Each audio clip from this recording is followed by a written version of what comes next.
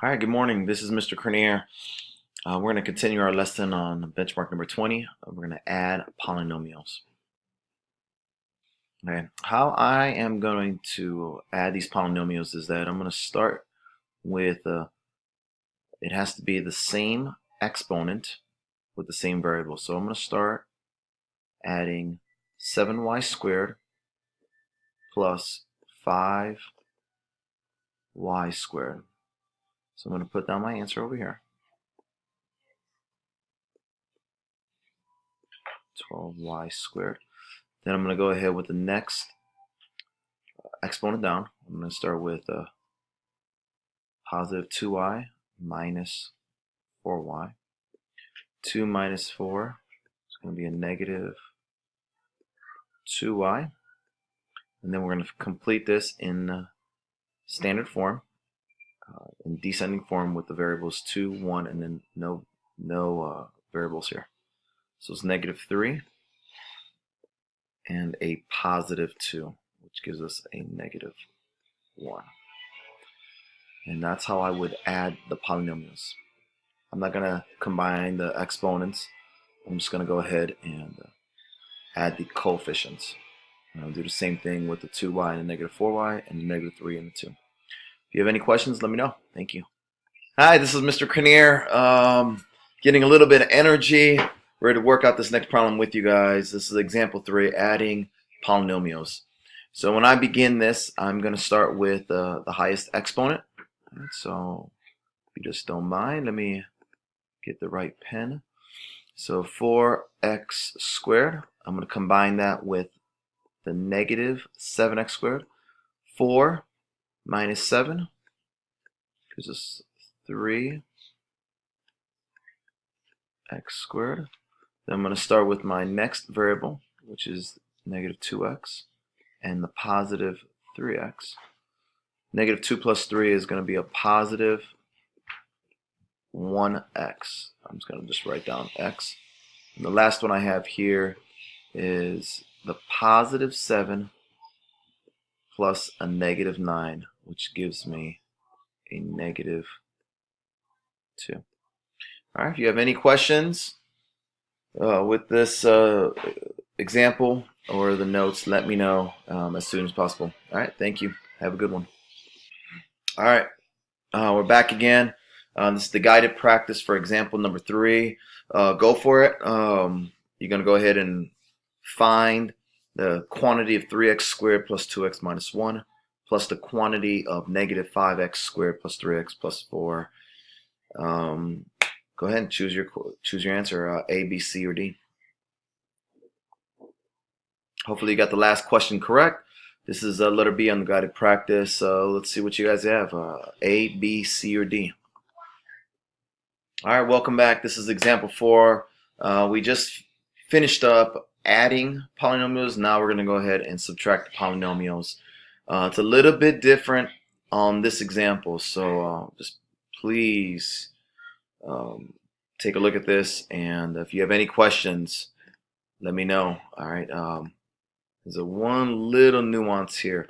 Anytime you subtract polynomials, here's my first quantity, here's my second quantity. What you want to do is you want to distribute that negative to each of these terms. There's one term, there's two terms, and then there's the third term. For the second term, you want to go ahead, this is a positive 9, it's going to become a negative 9y4.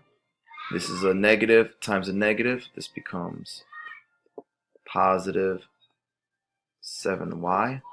And the last one's going to be positive. A negative and a positive is negative, which makes us have 2y squared. The quantity on your left side, we're just going to bring all that down. Make this a 7. So you're going to have 6y squared plus 8y to the 4, and then you have the minus 5y. All right, and now you just want to go ahead and you want to combine your You want to combine your terms with the coefficient. So we're going to start with the highest exponent. Positive 8 and a negative 9, which gives us a negative 1y to the fourth. Don't do anything to those exponents. Let's leave that term. Let's go with the squares next. You got 6y to the second power, and you have negative 2y to the second power. Let's go 6 minus 2.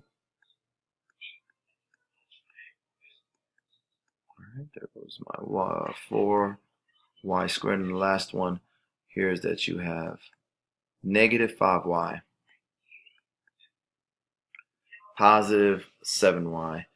You have, when you combine those coefficients, you have a positive 2y left over. All right, and this will be our final answer. All right, let me know if you have any questions. All right, we're going to try letter B on the notes here for subtracting polynomials. Same thing, anytime you see it as a subtraction, you want to change the signs on the second term or second quantity. All right, a negative and a positive, a negative and a negative, and a negative and a positive. When I work this out, in this particular case, we're going to do the same thing. Change this to be a negative 4n. Negative negative is a positive 3. A negative and a positive is a negative 5n squared. I'm going to go ahead and bring down this first quantity, which is 6n squared. Got 11n cubed, and then you got this positive 2n. All right. I'm just gonna combine like terms. I'm gonna start with the highest exponent. So there's my 2, 3, 1, 1, 3, and here's a 2. So I'm gonna start with the 11 and 3. Notice that I don't have anything I could combine this with. So it's going to be just 11 and 3. I'm going to start with my squares next. So I got 6n2, and I have a negative 5n2. So 6 minus 5 is a positive 1n squared. I'm going to go ahead with the next one with my n's. 2 minus 4. There goes my negative 2n. And then the last one that we have is the positive 3. I'm just going to drop the positive 3 here. We are all done with subtracting polynomials. So again, the whole thing is make sure you're combining like terms. And you should be good. If you have any questions, let me know. Back, let's go ahead. This is example 4, guided practice. Letter A, we're going to subtract them. Don't forget to change the signs for the subtraction. Let me know what you think. All right. Welcome back again. Let's go ahead. Example 4, letter B. Let's subtract these polynomials. All right. I know you can do it.